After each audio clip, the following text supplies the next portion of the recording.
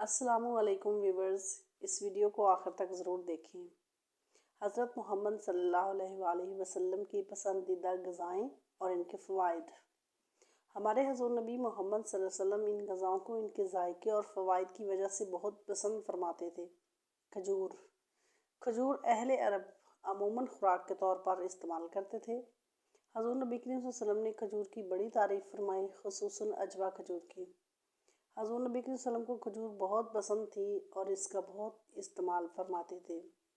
رسول اللہ کا ارشاد ہے کہ جو شخص روزانہ صبح کے وقت 7 عجوا کھجوریں کھا لیا کرے، اسے اس دن زہر اور جادو سے کوئی نقصان نہیں پہنچا سکتا۔ ایک اور جگہ ارشاد ہے، عجوا جنت کا پھل ہے، اس میں زہر سے شفا دینے کی تاثیر ہے۔ فوائد۔ کھجور ایک مقوی غذا ہے، سب پھلوں میں سے زیادہ توانائی بخش ہے۔ جسم انسانی کو جس قدر حیاتین کی ضرورت ہوتی ہے، اسی قدر کھجور میں ہے۔ کھجور جسم کو فربا کرتی ہے، صالح خون پیدا کرتی ہے، سینہ اور پھیپھڑوں کو قوت بخشنے کے لیے اس سے بہتر کوئی چیز نہیں ہے۔ روغن زیتون۔ حضرت محمد مصطفیٰ صلی اللہ علیہ وآلہ وسلم نے روغن زیتون کو بہت پسند فرمایا۔ نبی کریم روٹی کو روغن زیتون سے چوپڑ کر تناول فرمایا کرتے۔ قرآن میں زیتون کا ذکر آیا۔ رسول اللہ صلی اللہ علیہ وسلم نے ارشاد فرمایا کہ زیتون کا تیل کھاؤ اور مالش میں استعمال کرو، اس لیے وہ مبارک درخت سے پیدا ہوتا ہے۔ فوائد۔ زیتون کا تیل دنیا کا واحد تیل ہے جو چربی میں تبدیل نہیں ہوتا۔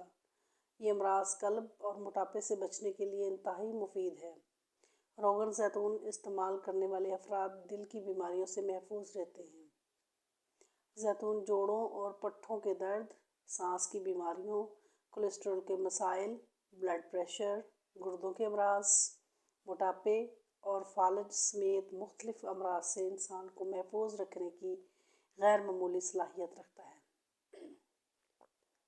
دودھ رسول اکرم صلی اللہ علیہ وسلم کی پسندیدہ غذا رہی ہے۔ نبی کریم صلی اللہ علیہ وسلم کو دودھ بہت پسند تھا۔ آپ صلی اللہ علیہ وسلم اکثر گائے اور بکری کا دودھ استعمال فرماتے۔ آپ صلی اللہ علیہ وسلم کا ارشاد ہے، کوئی چیز ایسی نہیں جو طعام اور مشروب دونوں کا کام دیتی ہو سوائے دودھ کے۔ حضرت صہیب رضی اللہ عنہ سے روایت ہے کہ آپ صلی اللہ علیہ وآلہ وسلم نے ارشاد فرمایا، تم لوگ گائے کے دودھ کو اپنے لیے لازم قرار دے دو، کیونکہ یہ شفا بخش ہے اور اس کا گھی دوا ہے۔ فوائد۔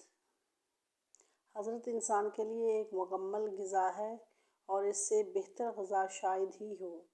دودھ میں جسم کی ضرورت کے مطابق تمام اجزاء موجود ہیں، جن سے جسم صحت مند رہ سکتا ہے اور اس کی نشو و نما صحیح ہو سکتی ہے۔ جن علاقوں کے لوگ دودھ استعمال کرتے ہیں، ان کی عمریں زیادہ ہوتی ہیں۔ شہد۔ رسول اکرم صلی اللہ علیہ وسلم کو شہد بہت پسند تھا اور اس کا بہت استعمال فرماتے تھے۔ حضرت عائشہ رضی اللہ عنہ سے روایت ہے کہ آپ صلی اللہ علیہ وسلم شہد پسند فرماتے تھے۔ شہد کی شفا بخشی کا ذکر قرآن میں بھی ہے اور اسے موت کے علاوہ ہر مرض کا علاج قرار دیا گیا ہے۔ فوائد۔ شہد کے بارے میں یہ بات طے شدہ ہے کہ یہ بہت سے امراض میں مفید ہے اور اس کا استعمال جسم کو امراض سے محفوظ رکھتا ہے۔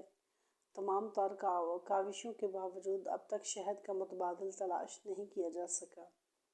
شہد کی ایک خوبی اس کے رس کا جلد اثر کرنا اور قدرتی اینٹی بائیوٹک ہونا ہے۔ یہ حلق سے نیچے اترتے ہی خون میں شامل ہو جاتا ہے۔ نوزائیدہ بچے سے لے کر جاں بلد مریض تک سب کے لیے غذا اور دوا ہے۔ کدو۔ حضور اکرم صلی اللہ علیہ وسلم کو سبزیوں میں کدو بہت پسند تھا۔ حضرت انس رضی اللہ عنہ سے حدیث مروی ہے کہ آپ صلی اللہ علیہ وسلم کو ایک دعوت میں جو کی روٹی اور کدو گوشت کا شوربہ پیش کیا گیا۔ میں نے حضور نبی کریم صلی اللہ علیہ وسلم کو دیکھا کہ یہ پیالے کے کناروں سے کدو تلاش فرما کر تناول فرما رہے تھے۔ میں اس روز کے بعد ہمیشہ کدو کو پسند کرنے لگا۔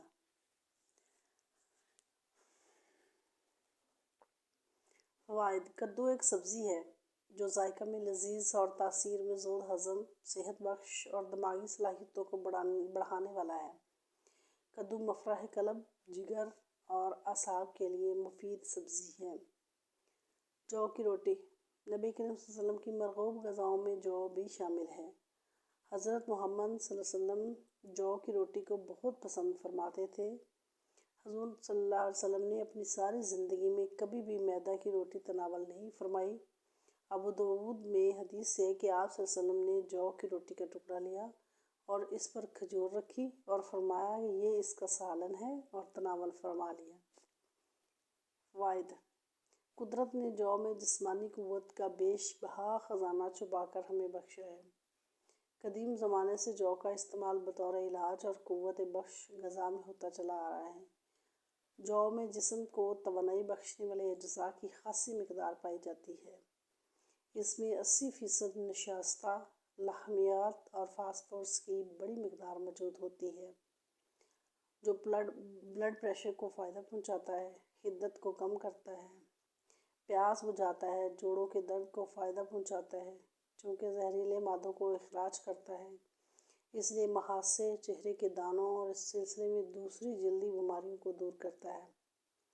یہ ہماری جسمانی صحت کے لیے ٹانک کا درجہ رکھتے ہیں۔ انہیں اپنی روزمرہ کی غذا میں شامل رکھیں اور صحت مند رہیں۔ سرکہ۔ ہمارے پیارے نبی صلی اللہ علیہ وسلم کو سرکہ بھی بہت پسند تھا۔ آپ صلی اللہ علیہ وسلم نے نہ صرف سرکہ کو تناول فرمایا بلکہ اس کی تعریف بھی فرمائی۔ حدیث میں ہے کہ حضور اکرم صلی اللہ علیہ وسلم نے ارشاد فرمایا کہ سرکہ بھی کیسا بہترین سالن ہے۔ حضرت ام ہانی رضی اللہ عنہ فرماتی ہیں کہ حضور نبی صلی اللہ علیہ وسلم میرے گھر تشریف لائے اور فرمایا، کیا تیرے پاس کھانے کے لیے کوئی شے ہے؟ میں نے عرض کیا، سوکھی ہوئی روٹی اور سرکہ کے سوا کچھ بھی نہیں ہے۔ حضور اکرم صلی اللہ علیہ وسلم نے فرمایا، وہی لے آؤ۔ وہ گھر سالن سے خالی نہیں جس گھر میں سرکہ ہو۔ فوائد: سرکہ کا استعمال ذیابیطس اور خون میں گلوکوز کی مقدار کو درست کرنے کے لیے فائدہ مند ہوتا ہے۔ سرکہ کا کھانے میں استعمال اس احساس کو بڑھا دیتا ہے کہ اب بھوک نہیں، یعنی انسان کم کھاتا ہے، اور اس طرح نظام ہضم بہتر رہتا ہے۔ گوشت۔ گوشت آپ صلی اللہ علیہ وسلم کی مرغوب غذا تھی۔ حضرت صلی اللہ علیہ وسلم نے فرمایا، دنیا اور جنت دونوں جگہ سب کھانوں کا سردار گوشت ہے۔ حضور اکرم صلی اللہ علیہ وسلم نے شوربے والا اور بھنا ہوا گوشت شوق سے تناول فرمایا۔ حضرت ابی ہریرہ رضی اللہ عنہ فرماتے ہیں کہ حضور اکرم صلی اللہ علیہ وسلم کی خدمت اقدس میں کہیں سی بکری کا گوشت آیا، اس میں سے دست کا گوشت اقدس میں پیش کیا گیا۔ آپ صلی اللہ علیہ وسلم نے اس کو دانتوں سے کاٹ کر تناول فرمایا۔ فوائد: گوشت جسم انسانی کی صحت و توانائی کے لیے بہت مفید قرار دیا جاتا ہے۔ اس میں جسم کی طاقت و توانائی کے لیے اہم اجزاء ہوتے ہیں۔ انجیر۔ انجیر بھی حضرت محمد صلی اللہ علیہ وسلم کی پسندیدہ غذاؤں میں سے ایک ہے۔ حضرت محمد نے فرمایا، انجیر جنت کا پھل ہے۔ فوائد: انجیر کا پھل بڑھاپے کو روکتا ہے، یعنی اس پھل کے کھانے سے بڑھاپا جلدی نہیں آتا۔ یہ کمزور اور دبلے پتلے لوگوں کے لیے نعمت بیش بہا ہے۔ ماہرین طب کا کہنا ہے کہ روزانہ انجیر کھانے سے موٹاپے پر قابو پایا جا سکتا ہے۔ انجیر کے اندر پروٹین، معدنی اجزاء، شکر، کیلشیم، فاسفورس پائے جاتے ہیں۔ دونوں انجیر یعنی خشک اور تر میں وٹامن اے اور سی کافی مقدار میں ہوتا ہے۔ وٹامن بی اور ڈی قلیل مقدار میں ہوتا ہے۔ ان اجزاء کے پیش نظر انجیر ایک مفید غذائی دوا کی حیثیت رکھتی ہے۔ اس کا استعمال ہڈیوں کو مضبوط بناتا ہے۔ اس میں فولاد، کیلشیم اور فاسفورس جیسے اجزاء شامل ہیں۔ ماہرین کا کہنا ہے کہ ایک انجیر انسانی جسم کو درکار فولاد کی 2% ضرورت کو پوری کرتا ہے۔ انگور۔ حضرت سیدنا عبداللہ ابن عباس رضی اللہ عنہ فرماتے ہیں کہ میں نے نبی کریم صلی اللہ علیہ وسلم کو انگور کے خوشے اس طرح تناول فرماتے ہوئے دیکھا کہ چھوٹا سا خوشہ منہ میں لے کر دانے توڑے اور तनकोल को बाहर खींच लेते। फ़वाइद। अल्लाह की नेमतों में एक नेमत अंगूर है, जो इंतहाई लजीज और बेमिसाल कुव्वत बख्श फल है। इसे सेहत, तवानाई और फ़रहत इंबसात फराहम करने के लिहाज से एक अछूता और पुरकशिश फल तस्वर किया जाता है। अंगूर में carbohydrates, protein, vitamin A, vitamin C, calcium और आयरन पाए जाते हैं, जो इंसानी सेहत के लिए बहुत मुफीद होते हैं। यह हर उम्र की ख़वातीन की तवानाई की ज़रूरियात पूरी करता है।